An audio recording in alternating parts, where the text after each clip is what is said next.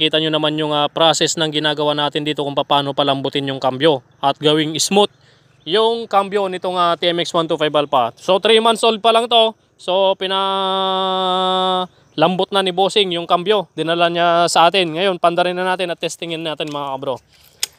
Yan, nakita nyo yung process. Ginagrinder lang natin para mas mababa yung akyatan ng stopper cam at para hindi pwersado yung roller ng stopper cam. Kadalasan kasi nasisira yung roller ng stopper cam dahil sa tigas ng cambio ng mga TMX 125 Alpha na to.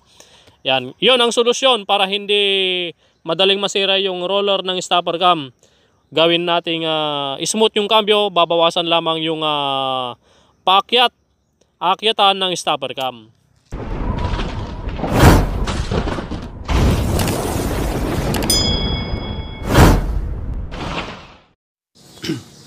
Yun, so good morning mga bossing. Dito sa ginagawa natin ngayon mga kabro TMX 125 Alpha, yan o, bagong bago.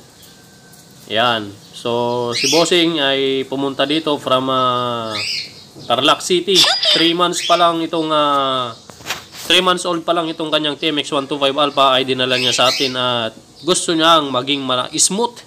Gusto niyang maging malambot ang kanyang cambio. Kaya ngayon ang gagawin natin diyan, yung kanyang gear shifting cam, yan, gear shifting cam tinanggalan natin. At syempre tapos na natin gawing smooth.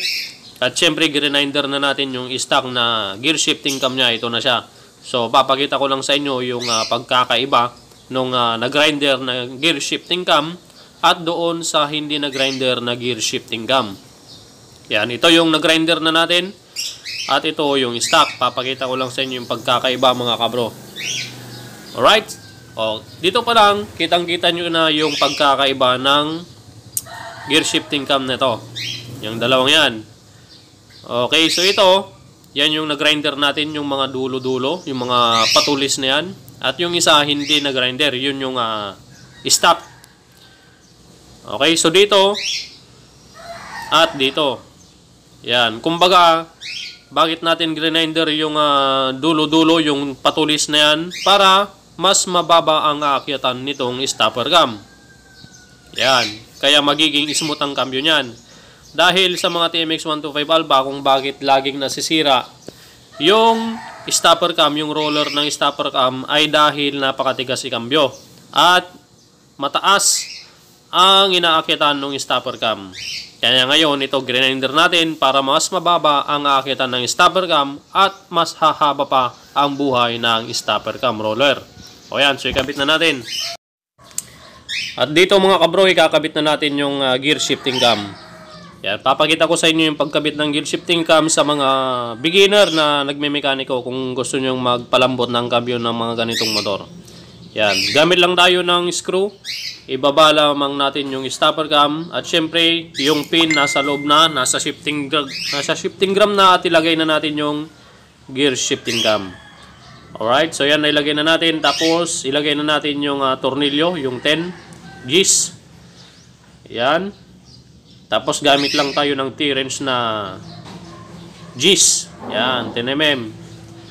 10mm na T-wrench. Higpitan lang natin mga kabro. Alright. Yun o, napaka-smooth na kaagad ipaikot yung gear shifting cam. Yan, so ngayon, papakita ko naman sa inyo yung stopper cam. Tapos ikot natin yung gear shifting cam. Makikita nyo dito na mas mababa na ang inaakyatan ng stopper cam. Kagaya nito. Yan. Tignan ninyo. Iikot ko na itong gear shifting cam. Yun o. Makikita nyo yung stopper cam. Mas mababa na yung inaakyatan niya. Hindi kagaya dati. Napakataas ng inaakyatan. Kaya matigas i-cambio. Alright, ganun lamang mga bro, simple magpalambot ng cambio ng TMX 125 Alpha. Okay, so tapos na natin mga bro itong TMX 125 Alpha. Nakita nyo naman yung process ng ginagawa natin dito kung paano palambutin yung cambio at gawing smooth yung cambio nitong TMX 125 Alpha. So 3 months old pa lang to. So pinalambot na ni Bossing yung cambio. Dinala niya sa atin. Ngayon pandarin na natin at testingin natin mga bro. Yan, nakita nyo yung process. Ginagrinder lang natin para mas mababa yung aakyatan ng stopper cam at para hindi pwersado yung roller ng stopper cam. Kadalasan kasi nasisira yung roller ng stopper cam dahil sa tigas ng cambio ng mga TMX 125 Alpha na to. Yan, yun ang solusyon para hindi madaling masira yung roller ng stopper cam. Gawin nating smooth yung cambio, babawasan lamang yung paakyatan ng stopper cam. Alright, pantarin na natin. Yan, okay na. So medyo malagitik pa to, 3 months old pa lang, hindi mo na pinatune up ni bossing. Sa susunod na lang daw diretso palit pang gilid. Yan.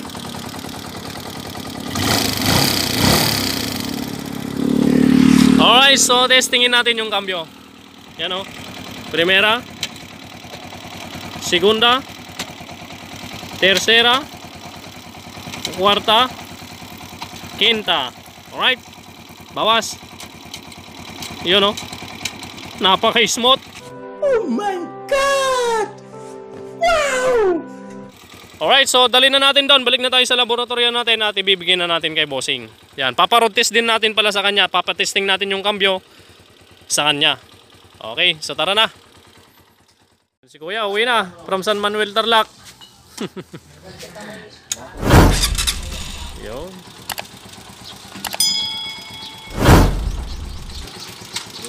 Sige Kuya, ingat. Alright, maraming salamat Kuya. Pagpalain ka ng Panginoon. See you again next video mga kabro.